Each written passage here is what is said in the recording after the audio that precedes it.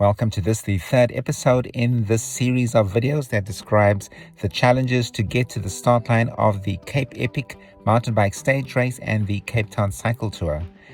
As background, the Cape Epic is a mountain bike race that takes place in the mountains of the Western Cape over a period of 8 days.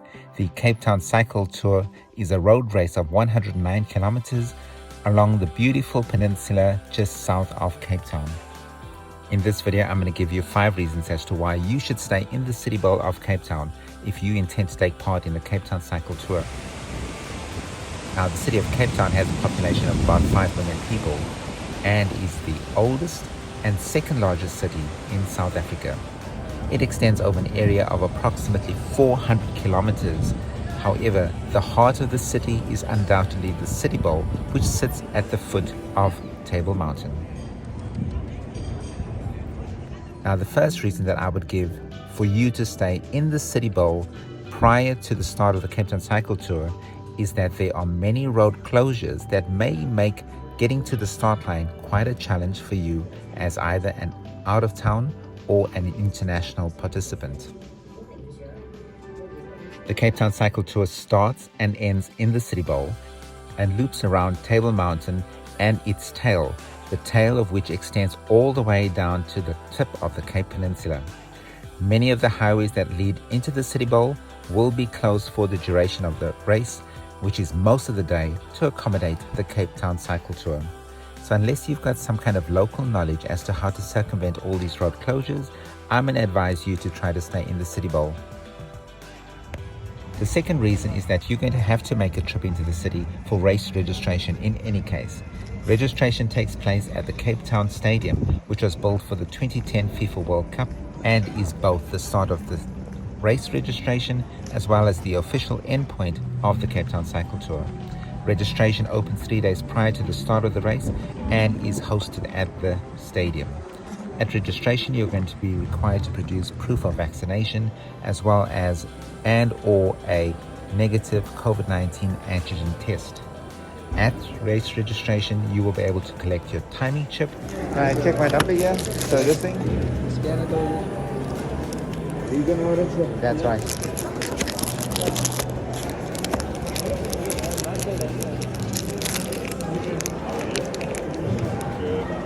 Thank you very much.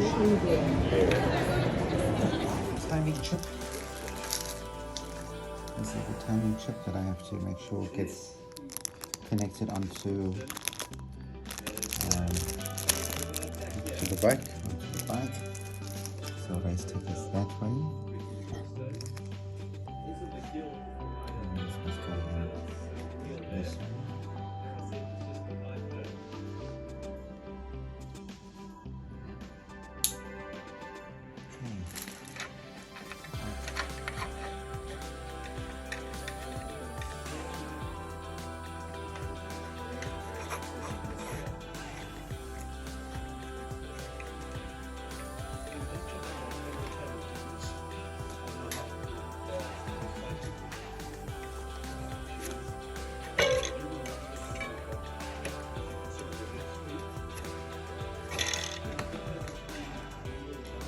You will also be able to collect your race numbers that you must affix to your race shirt.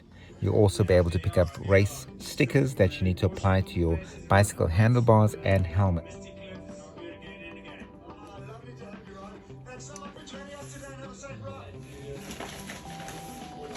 You can also collect all your pre-ordered merchandise, which may include jerseys, cycle caps, and many other accessories. Now, there's usually lots of entertainment at registration, but in 2020, this was quite subdued due to the COVID-19 pandemic restrictions. Be aware that it's not possible to register on race day, as race day schedule is extremely tight and there's just not enough time to actually get to registration. So that's why registration closes the day before the race. The third reason that I would advise that you stay in the city bowl prior to the start of the race is that there is a very complex race start schedule. Now, this race start schedule requires that you be in the vicinity of the race at least about an hour before your designated starting time. Now, there are lots of logistics about getting 35,000 cyclists to start in the confines of the city bowl And to be able to make this go off smoothly, the logistics are really quite mind-boggling. So over the years, the organizers have learned how to do this most efficiently. And what they found is that the most efficient way to do this is to allow the riders to be allocated specific batches that are then released in a series of waves, and this allows the 35,000 cyclists to go off in small batches that are adequately spaced to improve the safety of the race. Now, in past years, the safety was mainly directed at avoiding collisions and falls. However, since the COVID-19 pandemic has arrived, the safety aspect has changed once again, and now it is focused on trying to maximize distances between the individual cyclists. Therefore, it's so important to arrive early at the start of the race and find your designated starting batch and the point at which you're going to start. Now, the race organizers will provide the details of where exactly your batch is and where you are going to start prior to the race. The fourth reason that I'm going to give you as to why you should stay in the City Bowl immediately prior to the race is that you need to have good rest and to fuel adequately before the race. Now, while most of the professional riders are likely to finish this race in less than 2.5 hours, the majority of us mortals will take at least 3 to 7.5 hours to complete this race. So it stands to reason that you're going to need to be able to find a place that gives you enough time to sleep, rest, so that you can actually feel fresh on the start line. And also you need to be able to have access to being able to have your breakfast at least 3 hours before your designated time, so that there's enough time for your food to digest and settle. I stayed at the Western Hotel, which is in the City Bowl itself, and it's just pedal strokes away from the start of the race.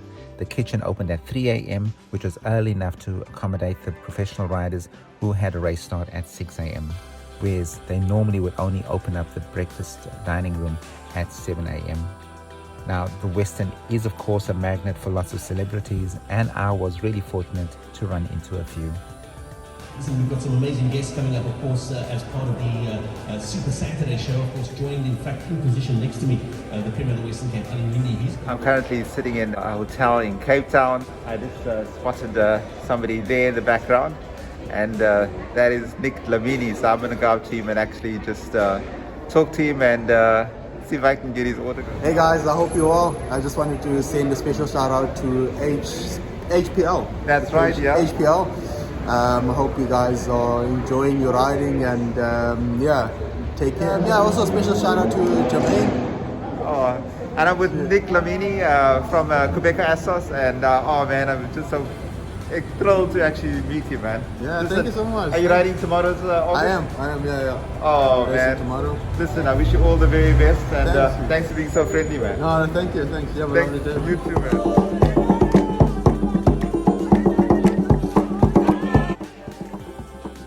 The fifth and final reason that I would advise that you just need to stay in the City Bowl prior to the start of the Cape Town Cycle Tour is entertainment for yourself and that of your supporters. Now, most of the cyclists will at least take one or more supporters to the start of the race. And while you as a rider are probably going to be focused entirely on preparing for the race itself, your supporters are going to want to explore the sights and sounds of Cape Town. Staying in the City Bowl, of course, offers your supporters access to many of the tourist sites, such as the Cape Town waterfront, which has many great entertainment activities, such as eating establishments, street entertainers, and lots of historical sites. All of this is offered in a very safe and friendly environment. In the next series of videos, I'll take you on a step-by-step description of the race route along the beautiful peninsula that makes up the Cape Town Cycle Tour. If you've enjoyed this video, please press the like button, and if you want to see more about these future videos, please subscribe to this channel. Until the next time, cheers.